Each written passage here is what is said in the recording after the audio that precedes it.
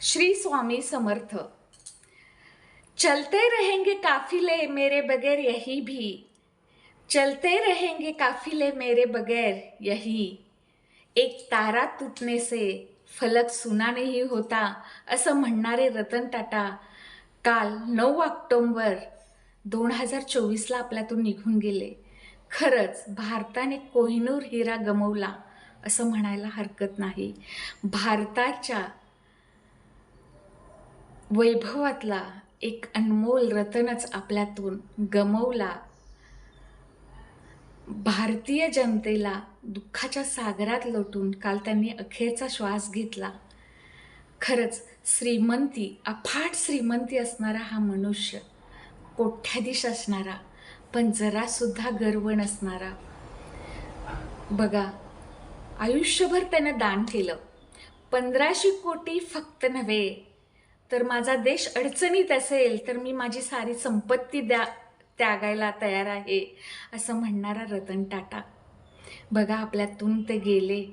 खरंच आपण एक देशभक्त हरवला आणि एक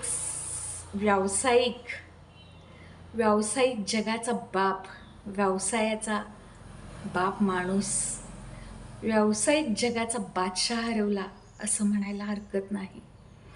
खरंच भारतीय जनता खरंच दुःख सागरात लोटली गेलेली आहे. श्रीमंती ही असून कळत नाही, ती वाटून दानशूर व्हावं लागतं. मरावे परी कीर्तिरूपी उरावे. आज प्रत्येकाच्या मोबाईल स्टेटसवर नव्हेच तर सगळ्यांच्या मनावर राज्य करणारा व्यावसायिक जगाचा बाप माणूस आणि देशभक्त हरवला. खरंच ह्याचं दुःख फार मोठं आहे आणि आपण काय हरवलो हे शब्दात सुद्धा आपल्याला सांगता येणार नाही. बघा, श्रीमंत लोक आपण आजूबाजूला पाहतो. श्रीमंतीचा आव आणतात, चांगली चांगली कपडे घालतात, सोन्या नाण्याने मडतात आणि आपल्या श्रीमंतीचा आवेश जगाला दाखवतात.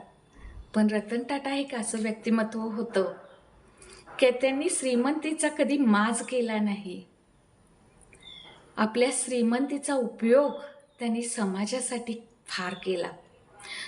ते म्हणत होते की मी गेल्यानंतर कंपनी बंद ठेवू नका, कारण त्यामुळं आपल्या कामगारांचं आणि आपल्या देशाचं नुकसान होईल. असा विचार कोण करू शकतं? त्यासाठी महानच असावं लागतं. म्हणूनच मरावे परी कीर्तिरूपी उरावे अशा या रतन टाटांच्या आयुष्यातील एक गोष्ट मी तुम्हाला सांगणार आहे. एका रेडिओ प्रेझेंटरनं टेलिफोन मुलाखत घेतली होती रतन टाटांची आणि रतन टाटांना प्रश्न विचारला होता की जीवनात जास्त आनंद तुम्हाला केव्हा झाला, त्याची आठवण सांगाल का? तर रतन टाटा म्हणाले की मी जीवनात आनंदाच्या 4 टप्प्यातून गेलेलो आहे. तेव्हा पहिला टप्पा, मी भरपूर संपत्ती कमवली, भरपूर गाड्या घेतल्या, सगळं वैभव माझ्याकडं होतं, पण फारसा आनंद झाला नाही. दुसरा टप्पा, मी मौल्यवान वस्तू कमवल्या आणि त्याच्यामध्ये खूप आनंद मिळाला, पण त्या मौल्यवान वस्तूंची चमक फार काळ टिकली नाही आणि त्याचा आनंदही फार काळ टिकला नाही. बघा, किती महान असेल रतन टाटा. तर तिसऱ्या टप्प्यात जेव्हा भारत आणि आफ्रिका ह्यांच्यातला 95% डिझेल साठा रतन टाटांच्याकडे होते आणि आशिया आणि भारतातला सर्वात मोठ्या स्टील कारखान्याचे मालक ते होते. तेव्हा त्यांना खूप आनंद झाला होता. पण ते म्हणतात की हा आनंद पण फार काळ टिकला नाही. तर चौथ्या टप्प्यात ते म्हणतात की एका मित्राने त्यांच्याकडे एक रिक्वेस्ट केली की 200 अपंग मुलांना आपण व्हीलचेअर देऊया तुमच्याकडून. तेव्हा रतन टाटा तर दानशूर होतेच. खरंच कर्णची उपाधी रतन टाटांना देण्यास हरकत नाही, कारण कर्ण जसा दानशूर होता तसाच भारतातले आपले रतन टाटा सुद्धा होते. त्यांनी 200 चेअर्स अपंग मुलांना दिल्या. मात्र त्यांच्या मित्राने एक अट घातली होती की ह्या 200 चेअर्स तू तुझ्या स्वहस्ते द्यायला हवेत. तेव्हा रतन टाटा तयार झाले आणि तेव्हा प्रत्येक मुलाला त्या स्वहस्ताने त्यांनी चेअर दिली आणि त्या मुलांच्या चेहऱ्यावरचा आनंद पाहून ते इतके खुश झाले. तर त्या मुलाने इतका आनंद झाला होता की हा कुठला तरी उत्सव आहे, कुठल्या तरी ट्रिपला गेल्यावर जेवढा विजय आनंद मिळतो तेवढा आनंद त्या मुलांच्या मनामध्ये होता. ती मुलं खूप खुश होती. इकडून तिकडून त्या सायकली फिरवत होती, जणू त्यांना बागडायला पंखच मिळाले होते. खरंच त्यांच्यातला आनंद पाहून मात्र रतन टाटा खूप आनंदी झाले होते. आणि रतन टाटा जेव्हा जायला तयार निघाले तेव्हा एका मुलाने मात्र त्यांचा पाय पकडला. आता रतन टाटांना मात्र आश्चर्य वाटलं की ह्या मुलाने आपला काय पाय पकडला असेल. तेव्हा त्यांनी विचारलं त्या मुलाला की तुला आणखी काय हवं आहे का. तेव्हा त्या मुलाने उत्तर काय दिले असेल बघा, मला तुमचा चेहरा लक्षात ठेवायचा आहे म्हणून मी तुम्हाला पाहायसाठी बोलवलंय आणि पकडलंय. आणि तुम्ही जेव्हा स्वर्गात जाल तेव्हा स्वर्गात तुम्ही मला भेटाल तेव्हा मी तुम्हाला ओळखू शकेन आणि पुन्हा एकदा धन्यवाद देऊ शकेन. यासाठी मी तुमचा चेहरा लक्षात ठेवण्यासाठी मी तुमचे पाय पकडलेत.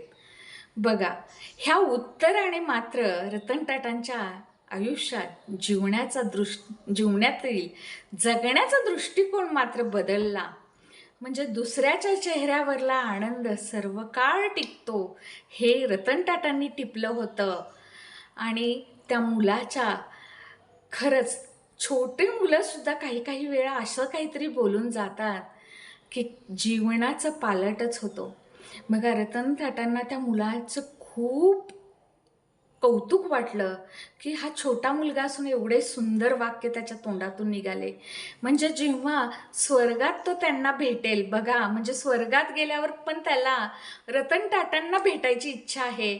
असं कोणतं व्यक्तिमत्व आपण आतापर्यंत पाहिले सांगा बघू. तर ह्या रतन टाटांना खरंच मनापासून माझा नमस्कार. खरंच अखेरचा दंडवत म्हणायला हरकत नाही. रतन टाटांसारखी व्यक्ती आपल्या परत देशात होईल की नाही हे सांगता येत नाही. आपल्या देशात अशी खूप श्रीमंत लोक आहेत की जी अब्जाधीश असतीलही, पण रतन टाटांसारखा दानशूरपणा त्यांच्यात नसावा. खरंच रतन टाटांसारखे विचार जर त्यांनी अंमलात आणले तर भारत देश अजून पुढं जायला हरकत नाही. जो माणूस स्वतःच्या मरणानंतर सुद्धा कंपनी बंद ठेवायला हरकत घेतो बघा, आणि छोट्या छोट्या कारणावरून आपले लोक संप पुकारतात, काही कंपन्या बंद ठेवतात आणि देशाचं आर्थिक नुकसान करतात, सामाजिक नुकसान करतात, कामगारांचं नुकसान होतं. हे रतन टाटा स्वतःच्या मृत्यूनंतर सुद्धा कामगारांचं नुकसान आणि देशाचं नुकसान त्यांना परवडत नाही. म्हणजे बघा, अशा ह्या महान, खरंच आपण महात्मा म्हणायला सुद्धा हरकत नाही, ह्या महान आत्म्याला माझा मनापासून खरंच नमस्कार आहे. आणि असे महान आत्मे या भारतात अजून निर्माण व्हावेत अशी कळकळीची विनंती आहे.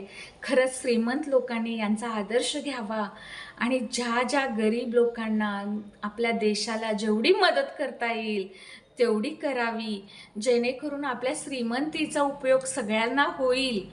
असे भारताचे महान रतन टाटा, बघा, त्यांना आज लोक व्यवसाय जगाचा बादशाह म्हणतात, व्यावसायिक जगाचा बाप माणूस म्हणतात.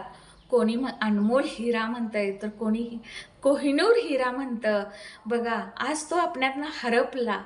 भारताचं जे आजचं नुकसान झालंय, एवढं नुकसान याआधी कधी झालं नसावं असंच सांगता येईल. ह्या रतन टाटांना मनापासून आदरांजली, भावपूर्ण श्रद्धांजली.